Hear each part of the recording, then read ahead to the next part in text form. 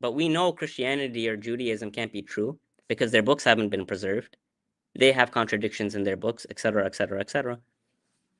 Aren't there more variants of the Quran as well?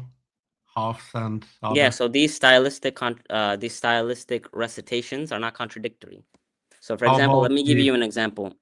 yeah? So, when we say Maliki Yawmiddin, Mhm. which means the master of the day of judgment, Yes, yes, versus from we Al say Fatiha. Maliki Yawmiddin, king of the day of judgment, right? Mhm. It's not a contradiction to have Allah being both the owner and the king of everything. So both of those styles, they came from the Prophet. They're not contradictory. Versus when we look into the Bible, they have entire different versions where entire passages are changed. For example, the Orthodox Bible is completely different from the Protestant Bible. The Protestant Bible has like 66 books, Yeah, I right? understand, but I The don't really Catholics care have about the around Bible 70 or or the something. Talmud. Let's So it's stick to not the the same Quran. at all. It's a big difference. Okay. But there is hadith where Aisha said that the goat ate some passages from the Quran about stoning, Hmm. and that's something that comes to mind. Yeah, that's fine. You know why? Why? The ayah, the verse about stoning, was abrogated, meaning the Hmm. text itself was abrogated.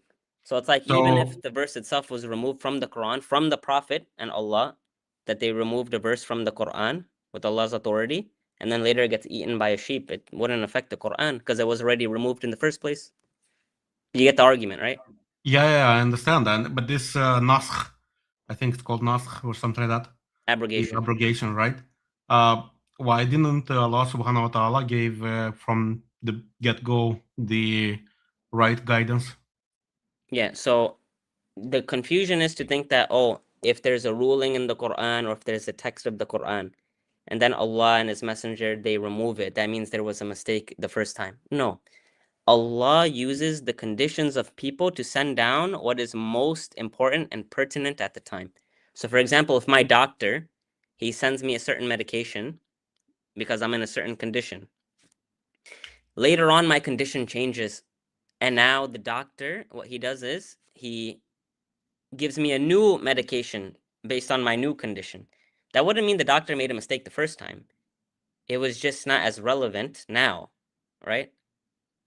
So it's wisdom. These are not like God made a mistake. Oh, I have to change my mind and do something else. No, He was giving certain rulings or texts that applied us at a certain time. But now the Quran, until the end of time, it will change. It will stay the same. It won't change. So You um, understand the example, right? yes, I understand the example, Okay, but it's a it's little a good bit example. perplexing to me because it's a bit of confusion in my mind whether um, the Quran is clear and universal or it is contextual. Both. So, You can have something be clear and universal, but also contextual. There's no mhm, contradiction between the two. right.